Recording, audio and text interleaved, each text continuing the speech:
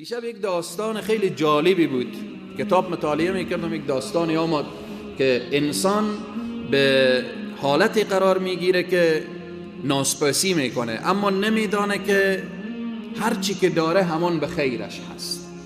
میگه یک فرد سنگ تراشی بود، سنگ میتراشید، سنگ تراشی داشت.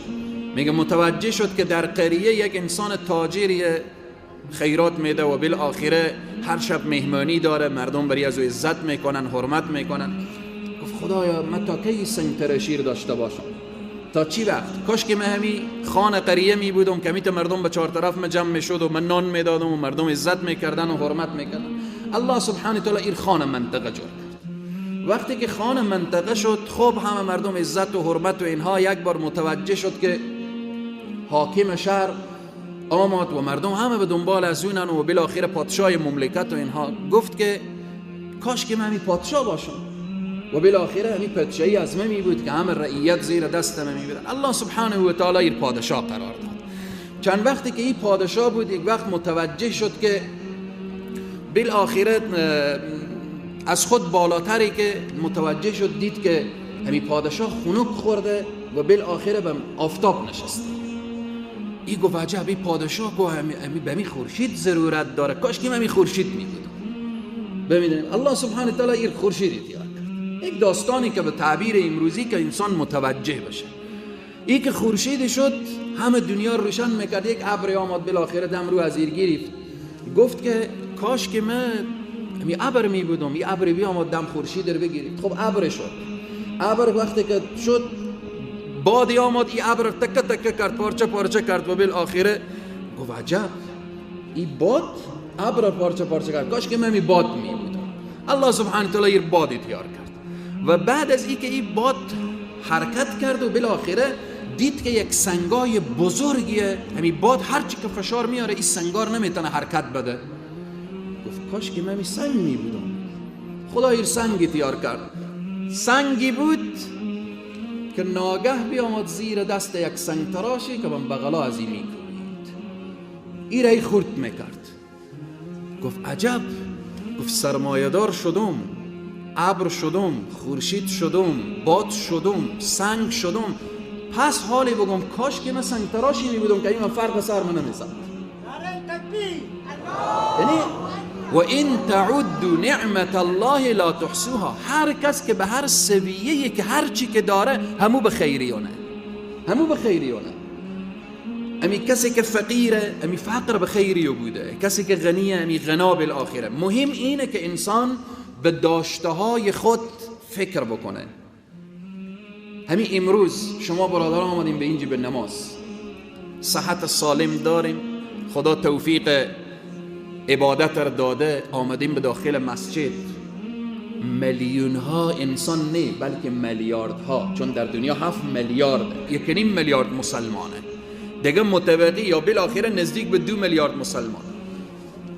از 7 میلیارد که 2 میلیارد کم کنیم چند میلیارد بمونه؟ 5 میلیون. 5 میلیون نه، 5 میلیارد انسان از همین نعمت عظیم و بزرگ نماز جمعه که رب بخور بشناسه و سجده کنه محرومه.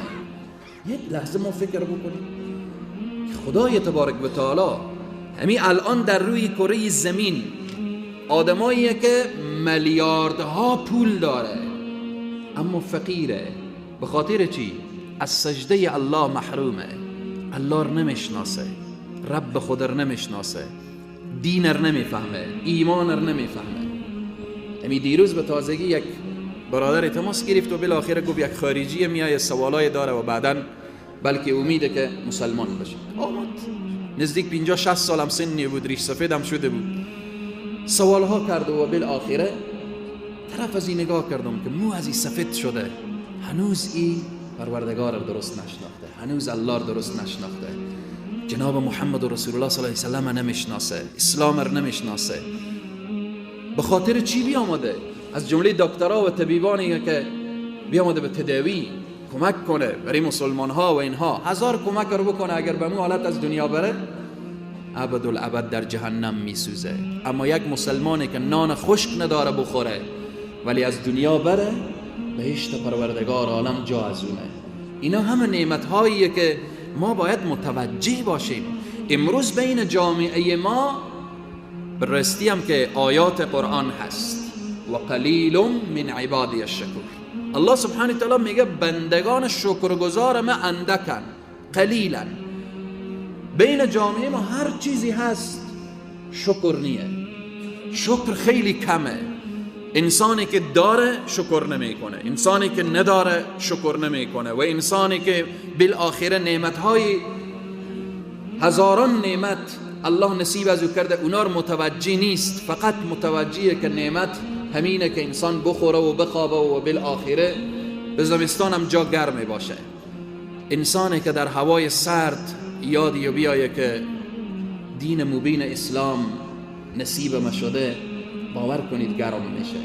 انسانی که به یاد بیاره که من زمره امت نبی کریم صلی الله علیه و سلم هستم، چقدر در دل از صبر و صبوری می آید.